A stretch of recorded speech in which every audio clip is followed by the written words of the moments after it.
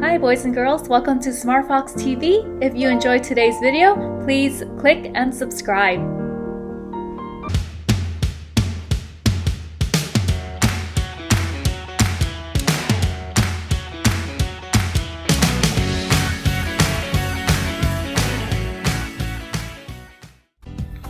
So far we have ranked PlayStation and Xbox systems.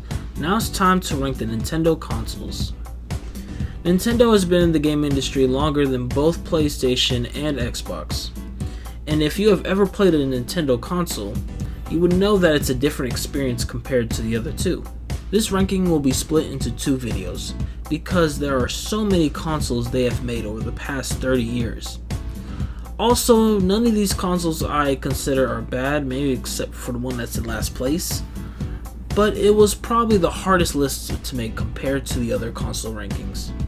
Anyway, let's get on with the list.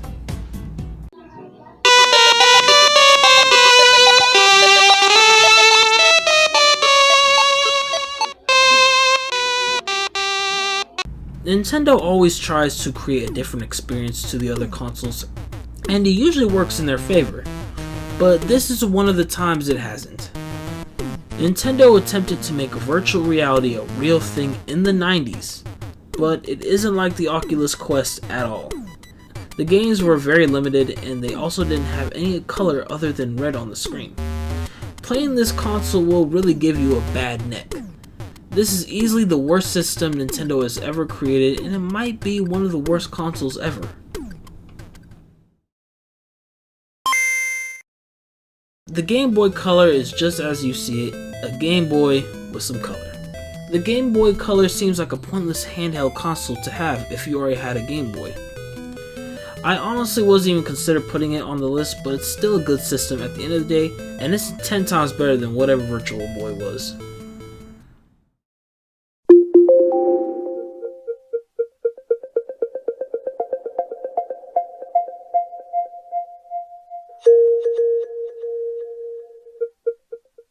As someone that has played and loved the Wii U as a kid, it's hard to put this console so low. The Wii U wasn't marketed very well, which caused its sales to drop compared to the original Wii.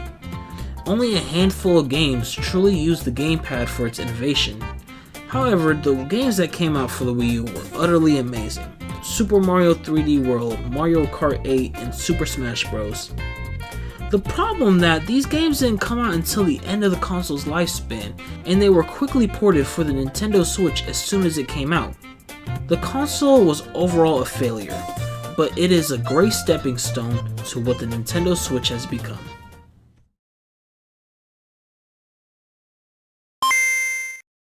Now onto the actual Game Boy. The Game Boy has sold over 100 million units. In some games you can barely see the screen. It's one of the most important handheld consoles in the gaming industry. It inspired Nintendo and other companies to make more handheld consoles of their own. Without the Game Boy, we wouldn't have the DS, the PSP, or even games on your phone.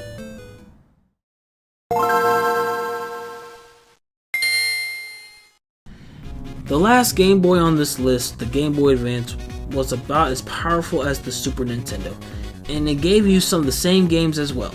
The handheld console did have a problem with how dim the screen was. However, it's still a wonderful console that you can put in your pocket and you just play it in the car.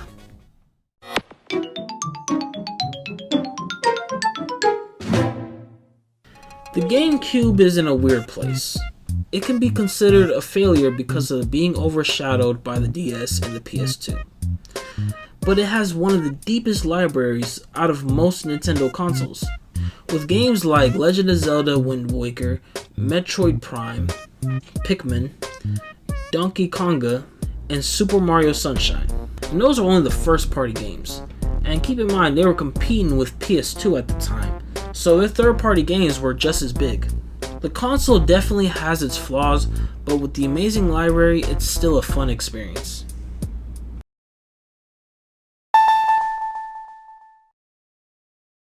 Nintendo has made a lot of handheld consoles over the years. In the mid-2000s, everything was starting to become more mobile, and the DS was released at the perfect time. The dual screens were new to gamers, so unlike the Wii U, the DS games used the dual screens to help enable new kinds of experiences. The DS sold 154 million units, which is almost as much as the PlayStation 2. This was a huge success for Nintendo because it didn't just appeal to kids, it appealed to other demographics such as adults or someone who doesn't play video games as much. The DS is the most innovative console that Nintendo has made, and that is the first 7 Nintendo consoles on this list. The top 6 will be coming soon. Thanks for watching.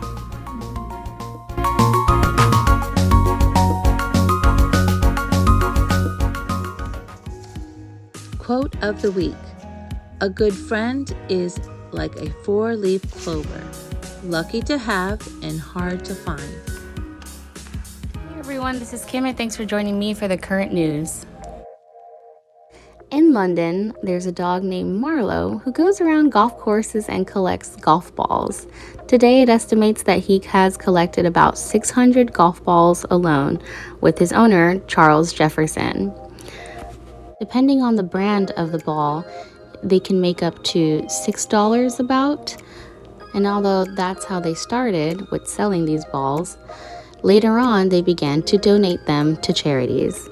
For instance, Kenya's Junior Golf Foundation, or even South African Disabled Golf Association. There's also the European Disabled Golf Association. CNN estimates that 300 million golf balls get lost every year. And although it is a huge litter problem, actually it can earn you potential big bucks. In the UK, you can make about $114,000 annually just from collecting golf balls. Of course, you'll probably have to be searching in the woods for long hours as well as taking plunges into ponds and even lakes. On October 12th, near Florence, Oregon, a huge hairy blob washed up on a beach. Onlookers and even scientists were confused as to what it was, although it did smell like a decomposing sea animal. However, now the mystery is solved. Scientists have agreed that this blob is most likely the decomposed body of a dead whale, more specifically a baleen whale. And this is how they actually look like. This is Kim, and thanks for joining me for the current news. This is Kim. Hi, this is Sally. Hello, this is Tracy. This is Shane. And thanks for watching SmartFox TV. Stay foxy.